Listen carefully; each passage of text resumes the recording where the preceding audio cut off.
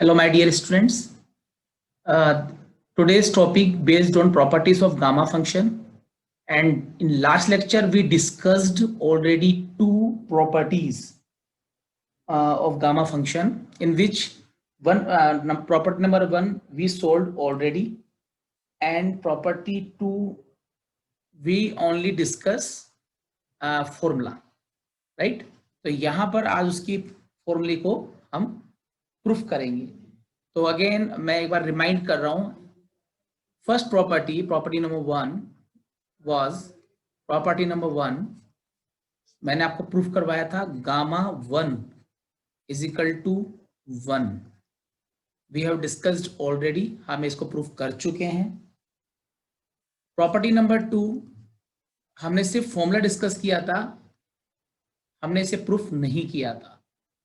Then property number two is gamma n plus 1 is equal to n gamma n, where n is greater than 0.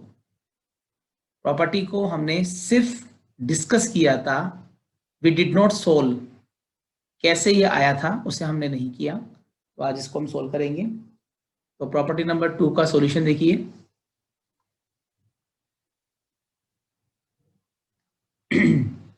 Solution हमेशा property, क्योंकि जब भी आप properties निकालेंगे तो gamma function की डेफिनेशन आप लोगों को पता होनी चाहिए. By definition of gamma function, is the property number 2. तो गामा फंक्शन का जो डेफिनेशन है, 0 to infinity e raised to power minus x to power n minus 1 into dx. इसको आप 1 मान लीजिए. यहां पर x की वैल्यू ग्रेटर देन 0 है. ठीक है. अब इस जगह पर अगर n की जगह हम n+1 रखें, यानी कि आपने n की जगह n+1 यहाँ पर पुट कर रहे हैं अकॉर्डिंग टू क्वेश्चन, क्योंकि हमारा क्वेश्चन है n+1 की वैल्यू फाइंड करनी है. तो n की जगह आप n+1 यूज करें. 0 to infinity e raised to power minus x to power n plus 1 minus 1 dx. 1 से 1 क्या हो गया? कैंसिल. अच्छा, ये वाला जो इंटीग्रेशन है ये कैसा है? इम्प्रॉपर. क्योंकि मैंने बताया था जब इन्फिनिटी आता है तो इम्प्रॉपर होता है. ये डेफिनेशन में मैंने बताया था आपको, ये इम्प्रॉपर इंटीग्रेशन है. और दूसरी बात, ये सेकंड आइलेरियन इंटीग्रल भी कहलाता है. It is known also second Eulerian integral.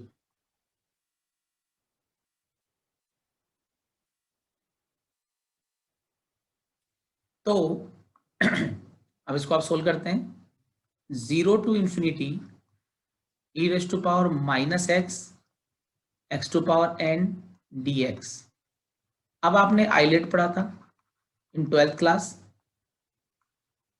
Islet के अकॉर्डिंग अलजेब्रा, ये तो a हो गया जिसमें एक्स वाई आता है. एक्सपोनेंशियल यानी e जिसमें e आता है. तो इसके हिसाब से ये आपका फर्स्ट फंक्शन होगा, ये आपका सेकंड फंक्शन होगा. a पहला फंक्शन है, तो रूल आपने बताया था, मतलब किया हुआ है. x टू पावर n को छोड़ेंगे, इंटीग्रेशन करेंगे सेकंड वाले का, e raise to power minus x integration dx dy by dx, और ये पूरी टर्म एज इट इज अंदर लिखते हैं. इस पूरी टर्म को क्या करेंगे? एज इट इज यहाँ लिखेंगे. ये आपने आइलेट में ऑलरेडी कर रखा है, ठीक है ना. यहाँ पर इतनी इसमें कोई ऐसे इश्यूज नहीं है. dx यहाँ पर हो जाएगा. ये सब 12th का पार्ट है, क्योंकि 12th के अंदर आपने ये चीजें पढ़ी हुई हैं. इवन 12th की बहुत सारी चीजें यहाँ पर आने वाली हैं. हमारा टारगेट है n गामा n फाइंड करना. With help of definition we can solve every property of gamma function. Definition अगर आती है क्वेश्चंस करना इतना ज़्यादा डिफिकल्ट नहीं होगा, ठीक है। अब यहाँ पर लिमिट 0 टू इन्फिनिटी हम लगाना भूल गए हैं, 0 टू इन्फिनिटी, बट यहाँ पर लिमिट नहीं लगानी क्योंकि this is completely part of this integration. अच्छा, यहाँ पर करोगे तो लिमिट जो ये लगा रखा है ये कंप्लीटली इस पे लगेगा, ये रूल है। जैसे x की पावर n को हम छोड़ते हैं, e raise to power minus x, और फिर माइनस का भी ये नेगेटिव यहाँ लगा दीजिए, और इस पूरे का इंटीग्रेशन होगा 0 टू इन्फिनिटी। क्योंकि लिमिट जो है वो तो कंप्लीटली लगेगी, लेकिन इंटीग्रेशन सेकंड वाले पोर्शन का होता है, ये रूल है। ऐसा नहीं कि इसको छोड़ दिया और सिर्फ इसका इंटीग्रेशन कर लिया, इंटीग्रेशन तो इसका किया, लेकिन लिमिट जो है वो इन दोनों पर एक साथ लगती है। तो e raise to power minus x का इंटीग्रेशन होता है e raise to power minus x upon -1। वो जो -1 है उसको मैंने यहाँ पर आगे पीछे की तरफ, मतलब यहाँ इस जगह पर लिखा है। अब सेकंड वाले पोर्शन की हम बात करते हैं। इसका हो जाएगा डिफरेंशियल nx n-1, इसका minus e raise to power minus x into dx। इसका डिफरेंशियल आप जानते ही हैं। इसका इंटीग्रेशन अगेन नेगेटिव टर्म वैसे नीचे आती है लेकिन आगे लिखा है कंप्लीटली, इसका इंटीग्रेशन ये हो जाएगा और यहाँ पर आपके पास dx बचेगा, ठीक है। माइनस को आप बाहर कीजिए, माइनस को आप बाहर करें और हम इसको लिख सकते हैं x to power n e raise to power plus x, limit 0 to infinity, ठीक है। सेकंड वाला पोर्शन में अगर हम देखें तो यहाँ से ये नेगेटिव टर्म और एक नेगेटिव टर्म यहाँ पर है, दोनों नेगेटिव को मिलाएंगे तो ये बनेगा positive, and taking out common n from this term, तो हमारे पास बचेगा e raise to power minus x x to power n-1 into dx। आपने यहाँ से क्या किया है, माइनस को माइनस प्लस n को बाहर निकाला है, e raise to power minus x को लिखा है, x टू पावर n-1 को यहाँ लिखा है इंटू dx। अब ये जो टर्म है ना, मैं वापस से एक बार ऊपर जाना चाहूंगा। इक्वेशन नंबर 1 देखिए आप, इसको आप 2 मान रहे हैं यहाँ पर। इक्वेशन 1 को अगर आप देखें तो this is the definition of gamma n। तो हमारा जो क्वेश्चन है उस क्वेश्चन में भी ये क्या है, गामा n, यानी कि ये हो जाएगा n गामा n। तो थोड़ा पीछे ले लेते हैं, कंप्लीटली n का एज इट इज और ये पूरा गामा n की वैल्यू होती है फ्रॉम इक्वेशन नंबर 1। साथ में ये वाली जो टर्म है, ये जो लिखा हुआ है ये कंप्लीटली, मैं इसको एक बार लिख रहा हूं, इसको हम ऐसे भी लिख सकते हैं, limit x tends to infinity x to power n minus limit x tends to infinity 1 upon e raise to power x। हम इसको लिख सकते हैं ऐसा। हो सकता है आप लोगों को नहीं पता हो कि लिमिट्स को, क्योंकि है तो लिमिट ही ना, और लिमिट ये x की लिमिट है तो पहले इसको लिखते हैं। लगाने से अगर डायरेक्ट लगा सकते थे लेकिन इसका आंसर नहीं आएगा अभी, इसलिए इसको पहले अलग से सोल्व आपको करना पड़ेगा। तो यहाँ पर इन्फिनिटी अभी नहीं लगा रहा हूँ, डायरेक्टली पहले लिमिट लगा दी यहाँ पर, फिर नीचे वाले को आपने माइनस में लिखा है, फिर इसको हम सोल्व करेंगे।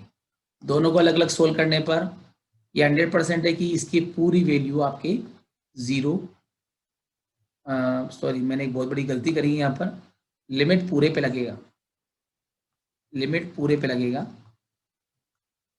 ये लिमिट पहले अपर लिमिट और फिर lower limit, x to power n e raise to power x, it's my mistake, ठीक है ना। तो यहाँ पर आप इन दोनों को अलग अलग करेंगे इस तरह से। अब यहाँ पर e raise to power minus x infinity upper limit और लोअर लिमिट हमने यूज करी है, तो ये पोर्शन तो हो जाएगा आपका 0, इसे सोल्व करना पड़ेगा।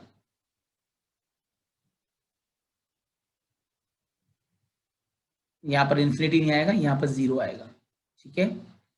तो x tends to infinity x to power e raise to power x और इसकी पूरी वैल्यू क्या हो जाएगी 0, क्योंकि यहाँ पर x की जगह जैसे आप 0 पुट करते हैं तो ये पूरा 0 हो जाएगा, और e रेस्ट टू पावर 0 वैसे ही 1 होता है, तो e रेस्ट टू पावर 0 यहाँ पर 1 होता है जब आप लिमिट लगाएंगे।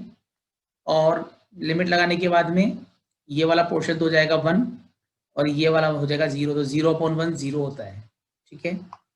और ये हो जाएगा n गामा n।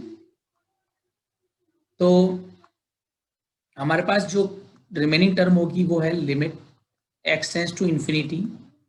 सेकंड वाला पार्ट सोल्व करना टफ नहीं था, बट फर्स्ट पार्ट को सोल्व अपन को अलग से करना पड़ेगा। मैं आपको बता देता हूं कि इसकी वैल्यू यहां पर अभी 0 है।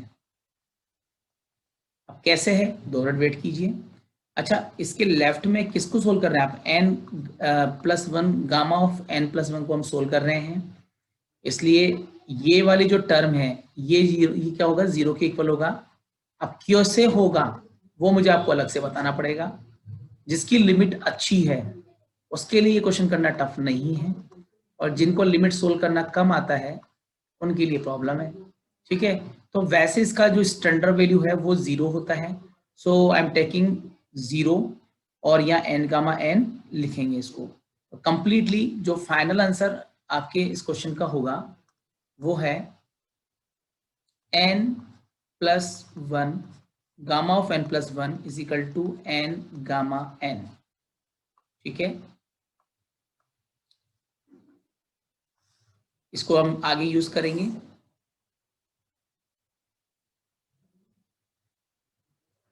अब क्वेश्चन कंप्लीट तो हो गया, लेकिन माइंड में अभी ये क्वेश्चन चल रहा है कि इसकी वैल्यू 0 क्यों है, तो हम इसको अलग से डिस्कस कर लेते हैं।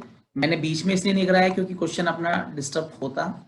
मैं अब इस क्वेश्चन को, इस टॉपिक मतलब ये जो कंडीशन है इसको मैं अलग से सोल्व करके आपको दिखाता हूँ, आपको इजीली वो चीज समझ में आ जाएगी, ठीक है। और ये वाला जो पोर्शन है एक्चुअल में ये 0 है, थोड़ा सा इसका ध्यान रख के चलना, x टेंड्स टू 0 है। चलिए देखते हैं ये कंडीशन कैसे आ रही है। Now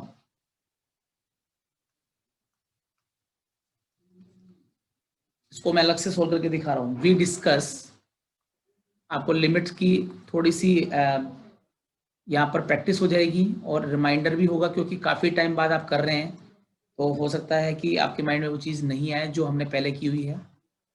limit x tends to infinity x to power n e raise to power x को आपको सोल्व करना है, ठीक है। हम बात कर रहे हैं लिमिट की, तो मैं अलग से लिख देता हूँ यहाँ पर कि हम यहाँ पर आपको पता रहे कि हम किस पे काम कर रहे हैं, हम लिमिट्स को डिस्कस कर रहे हैं, ठीक है। चलिए सबसे पहले अगर हम देखें, पहला काम क्या होता है, फर्स्ट वर्क अपना होता है, मैं लिमिट सिखा रहा हूँ आपको, आपको आता है लेकिन बहुत लोगों को ये चीज अच्छी तरह से याद नहीं है और काफी लोग भूल भी चुके हैं, ठीक है। कैलकुलस का पहला पार्ट ही लिमिट होता है, आपको पता होगा, क्योंकि कैलकुलस करने से पहले, कैलकुलस जब शुरुआत होती है जो वहाँ लिमिट से ही इसकी स्टार्टिंग होती है, उसके बाद कंटिन्यूटी, डिफरेंशिएबिलिटी, फिर इंटीग्रेशन, ये सब कुछ आता है। लिमिट समझ में आएगी तो कंटिन्यूटी आएगी, कंटिन्यूटी आएगी तो डिफरेंशिएबिलिटी आएगी, डिफरेंशिएबिलिटी आएगी तो डिफरेंशियल होगा, डिफरेंशियल होगा तो इंटीग्रेशन होगा, इंटीग्रेशन होगा तो उनकी एप्लीकेशन होगी, उसके अनुप्रयोग होंगे। तो काफी एक दूसरे से लिंक्ड हैं, जुड़े हुए हैं। ये कैलकुलस कहलाता है जिसमें डिफरेंशियल और इंटीग्रेशन आता है, जिसमें लिमिट्स आती है, ठीक है।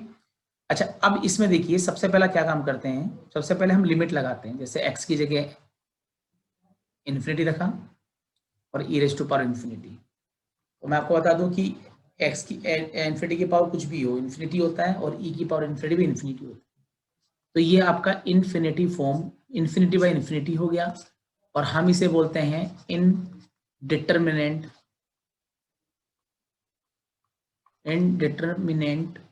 फॉर्म, यानी अनिर्धारित, जिसकी वैल्यू फिक्स नहीं होती है। तो आप देख रहे हैं कि यहाँ पर ऐसा हो रहा है लिमिट लगाने के बाद में। अब क्या किया जाए, जब ऐसा होता है तो फिर हम इसमें डीएल हॉस्पिटल रूल यहाँ पर अप्लाई करते हैं। मैं यहाँ लिख रहा हूँ by de L'Hopital de L'Hopital rule या लॉ, इसको हम लॉ भी बोल सकते हैं, रूल भी बोल सकते हैं। इस रूल के अकॉर्डिंग जब आपका 0/0 या इनफाइनाइट बाय इनफाइनाइट अगर बनता है तो हम क्या करते हैं, सेपरेटली ऊपर अलग डिफरेंशियल करते हैं विद रेस्पेक्ट टू एक्स, क्योंकि एक्स का फंक्शन है, और नीचे अलग डिफरेंशियल करते हैं। ये रूल है, ठीक है। तो जब हम जब इसको डिफरेंशियल करते हैं तो हमारे पास आएगा ऊपर n(x(n-1) और नीचे बचेगा e⁻x। मतलब आप नीचे वाले पोर्शन का कितनी बार भी डिफरेंशियल कर लीजिए, कोई इम्पैक्ट नहीं पड़ता है। लेकिन ऊपर वाले का डिफरेंशियल में क्या हुआ, पावर आगे आ गई, पावर में से एक कम कर दिया, ठीक है। लेकिन अगर वापस से इसमें अगर हम लिमिट लगाते हैं n को छोड़कर, तो इन्फिनिटी की पावर -1, ये तो वापस से इन्फिनिटी आएगा, पावर चाहे कुछ भी हो, और नीचे e⁻∞ वैसे भी इन्फिनिटी होती है, ठीक है ना। तो जब आप यहाँ पर अप्लाई करते हैं, यहाँ पर इन्फिनिटी टू पावर कुछ भी हो, इन्फिनिटी ही आएगा, और नीचे जब x की जगह इन्फिनिटी रखते हैं तो e⁻∞ इन्फिनिटी ही होता है। तो इसका मतलब है अगेन आपका कौन सा फॉर्म है, इनफाइनाइट बाय इनफाइनाइट फॉर्म। तो by L hospital, sorry hospital, hospital नहीं होता, हॉस्पिटल होता है, हॉस्पिटल लॉ, वापस से इसको हम अप्लाई करते हैं। तो लिमिट यहाँ ये x है, n नहीं है, ध्यान रखना, x टेंस टू इन्फिनिटी। जब आप इसमें लिमिट वापस से इसमें क्या करोगे, हॉस्पिटल के अंदर दोबारा से डिफरेंशियल करोगे। अब जैसे मुझे x की पावर n-1 का करना है सेकेंड टाइम में, तो क्या हो जाएगा, पावर आगे आ जाएगी, और पावर में से कम करते हैं तो ये 2 हो जाएगा। भाई कम करोगे तो एक और कम होगा, तो -1 तो पहले से ही है, तो ये क्या, -2 हो जाएगा। जब दोबारा करोगे तो n-1 तो है ही, n-2, फिर एक बार और करोगे तो n-3 आ जाएगा, मतलब पावर को आगे लेके एक और निकल के आ जाएगा। तो जब बार बार में डिफरेंशियल करोगे तो पावर आ गया, पावर में से कम करते जाइए।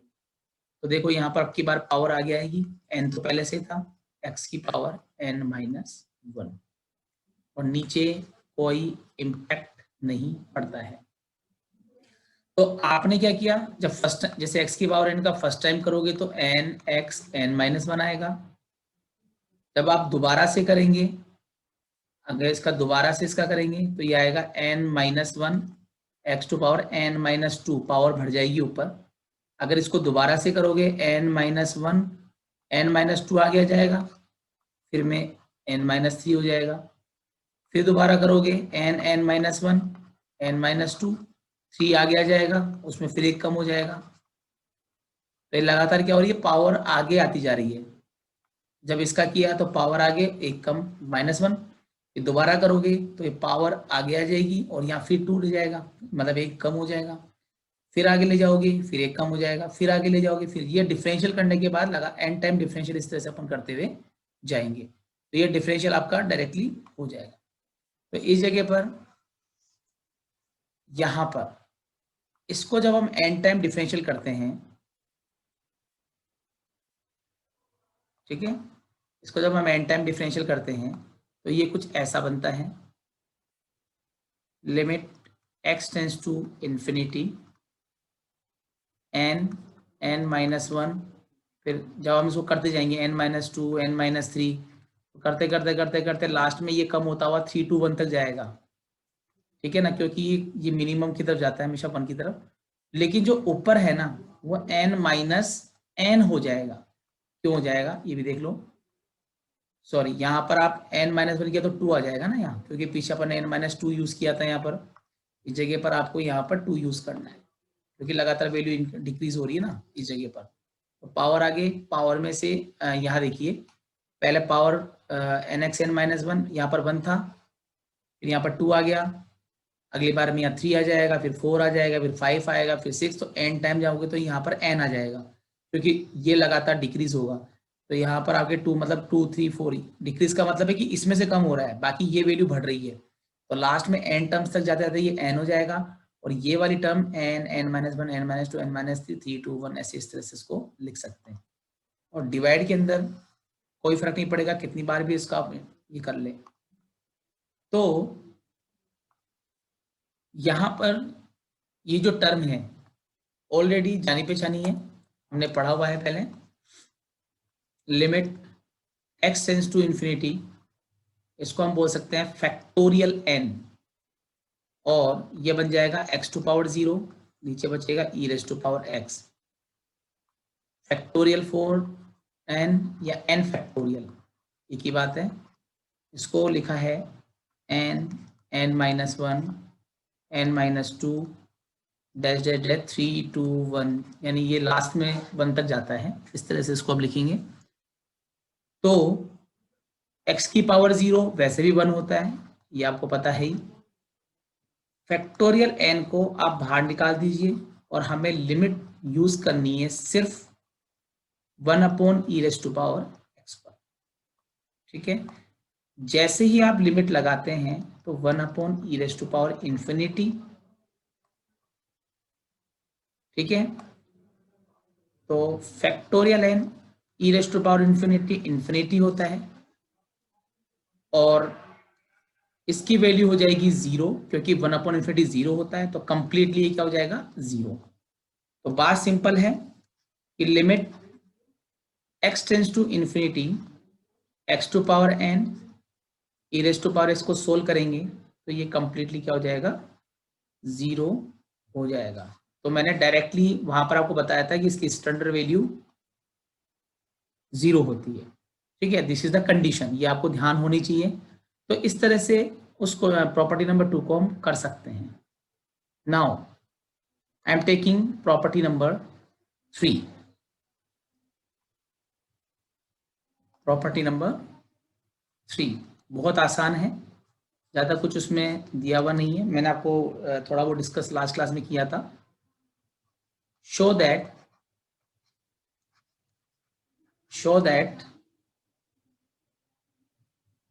Gamma n+1 is equal to n factorial, और फैक्टोरियल एक ही बात है, वो लिखने का टेक्निक अलग अलग है। n is equal to 1, 2, 3 and so on. इसको सोल्व करने के लिए थोड़ा सा प्रॉपर्टी नंबर 2 को ही हम यहाँ पर डिस्कस करेंगे, इजीली आप समझ सकते हैं। इसका सॉल्यूशन देखिए। उस सॉल्यूशन को बताने से पहले मैं थोड़ी चीजें यहाँ से आप लोगों के साथ कुछ डिस्कस करना चाह रहा हूँ। आपको पता है अभी जस्ट हम पढ़ चुके हैं n गामा n+1,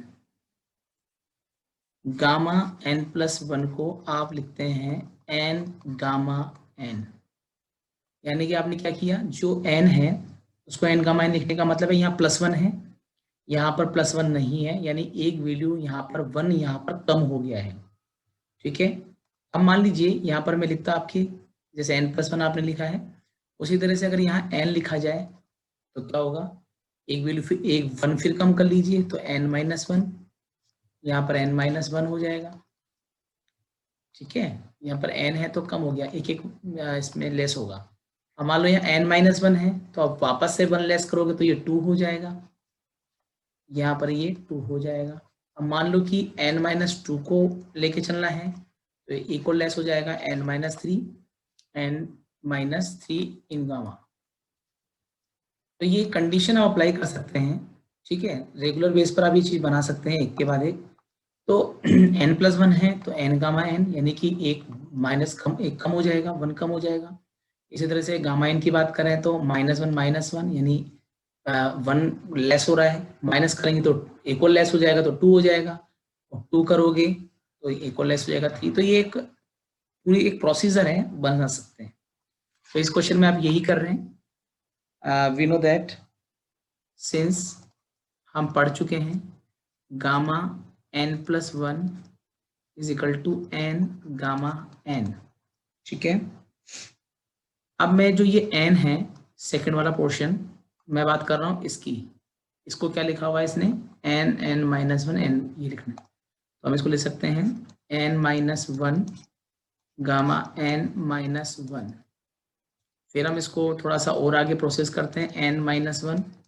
अब की बार मैं इसकी बात कर रहा हूँ, इसको आप क्या लिख सकते हैं, देखो यहाँ लिखा हुआ है n-2 gamma n-2।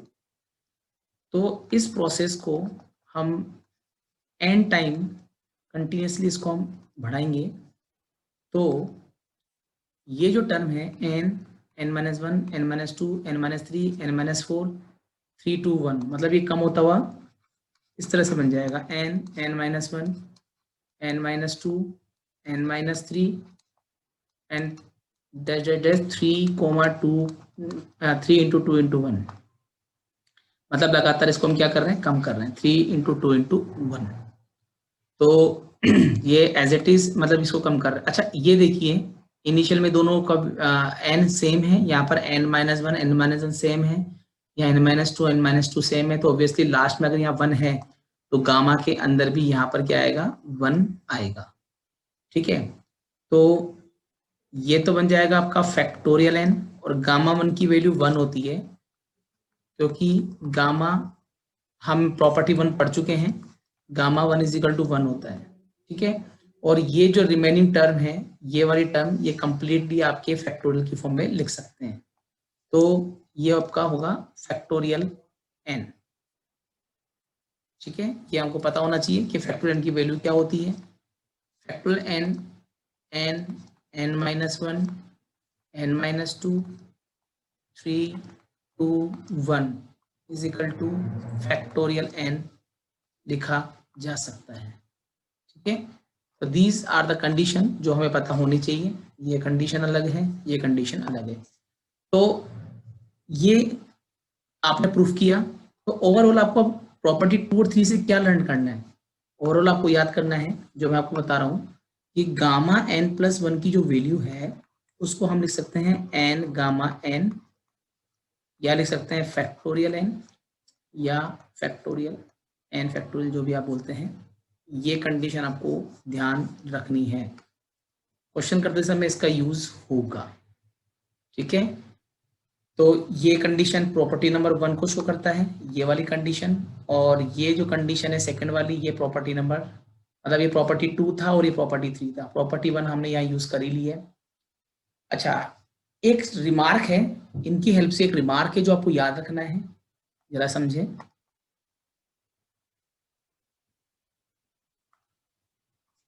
I am taking a remark जो कि यूजफुल है, इससे और रिजल्ट्स निकल के आएंगे। द फॉर्मूला जो अभी अभी आपने सोल्व किया है, या प्रॉपर्टी जो अभी जो प्रॉपर्टीज आपने की थी उनमें से एक है n gamma n।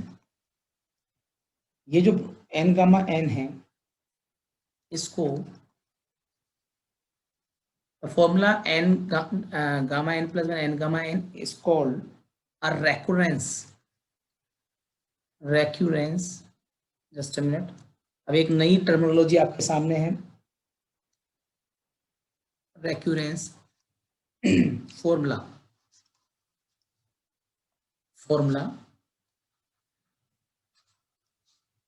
For gamma function. तो स्पेशल फंक्शन जो हमारे एक सेपरेट बुक चलती है, इसकी सेपरेट ब्रांच हुई एक तरीके से उस कैलकुलस की, जिसके अंदर बहुत सारे फंक्शंस आते हैं, बहुत सारे टर्म्स आती है, बीटा फंक्शन, गामा फंक्शन के अलावा बहुत सारे फंक्शंस होते हैं। वहां पर जब हम फॉर्मूले की हेल्प से नए नए रिजल्ट्स बनाते हैं, तो उनमें में उनको रेकरेंस रिलेशन या रेकरेंस फॉर्मूला, एक नई नाम आपको सुनाई देगा वहां पर, और कहीं तो कम सुनाई देगा, लेकिन स्पेशल फंक्शन में इनको हम रेकरेंस रिलेशन बोलते हैं या फॉर्मूला बोलते हैं। एक्चुअल होते फॉर्मूले ही है, लेकिन इनको एक नेम दिया गया है। ठीक है, अब इससे आपको क्या बेनिफिट मिलेगा, देखिए इस फॉर्मूले से क्या कंडीशन निकल के आ सकती है वो हम एक बार देख लेते हैं। अभी आपने n गामा n को लिखा है गामा n+1, मैं बात यहां की कर रहा हूं, इसको मैंने पहले लिखा है, इसको बाद में। तो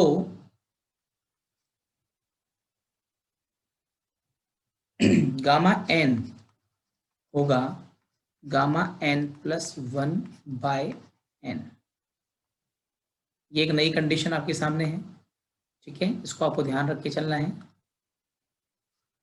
अच्छा, अब आप क्या करेंगे, क्योंकि मैं यहाँ पर नई नई कंडीशंस बनाने की कोशिश कर रहा हूँ, देन पुट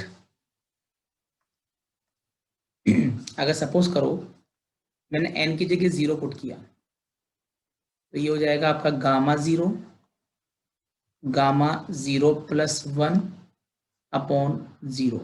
ठीक है, अब गामा 0 प्लस 1 तो गामा 1 होता है, नीचे 0 होगा, और आपको पता है गामा 1 की वैल्यू 1 होती है, तो 1 अपॉन 0, यानी 1 अपॉन 0 क्या होता है, इन्फिनिटी।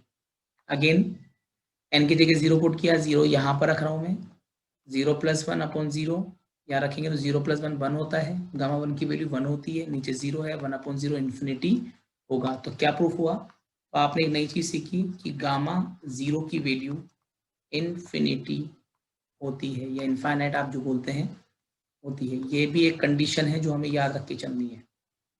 ठीक है, इसी तरह से एक केस, एक कंडीशन और है जो मैं आपके साथ शेयर करना चाहता हूँ। ठीक है, एक कंडीशन मैं और शेयर करूंगा आप लोगों के साथ में, प्रूफ कर सकते हैं, लेकिन मैं उसे, क्योंकि सबके प्रूफ पॉसिबल मतलब कर सकते हैं, लेकिन यहाँ पर इसकी नीड नहीं है, डायरेक्टली बता रहा हूँ। तो यहाँ पर आपके सामने एक नई चीज है, गामा 0 की वैल्यू इन्फिनिटी होती है। इसके साथ में एक कंडीशन और है जो आपको ध्यान रखनी है, मैं अदर कलर के पेन से इसको लिख देता हूँ। Gamma of minus n is equal to gamma of minus one is equal to infinity होता है। अब एन क्या है, एन तो पॉजिटिव ही है, n being a positive integer. N तो पॉजिटिव इंटीजर है, इंटीजर का मतलब है 1, यानी कि एन प्लस, लेकिन बाहर negative, 1 minus 1 minus 2 minus 3 minus 4 minus 5 सबके लिए इन्फिनिटी होगा, क्योंकि एन तो पॉजिटिव है लेकिन बाहर माइनस है, इसलिए नेगेटिव हो रहा है। लेकिन इंटीजर का मतलब है 1 2 3 4, पॉजिटिव इंटीजर जो 1 से स्टार्ट होता है, नेचुरल नंबर्स की तरह 1 2 3 4, उनकी वैल्यू भी क्या होगी, इन्फिनिटी होगी। अच्छा, 0 भी रख दोगे तो भी इन्फिनिटी तो यहाँ आ ही रहा है। तो ये एक नई कंडीशन आप लोगों के सामने है जो आपको याद रख के चलनी है। तो ये तरीका है, मतलब ये छोटे छोटे पार्ट्स हमने यहाँ डिस्कस किए हैं। अभी इसकी और भी प्रॉपर्टीज बाकी हैं जिन्हें हम डिस्कस करेंगे नेक्स्ट लेक्चर के अंदर, which will be lecture number 4। ठीक है, तो कंटिन्यू बने रहे हैं। Okay, thank you, take care.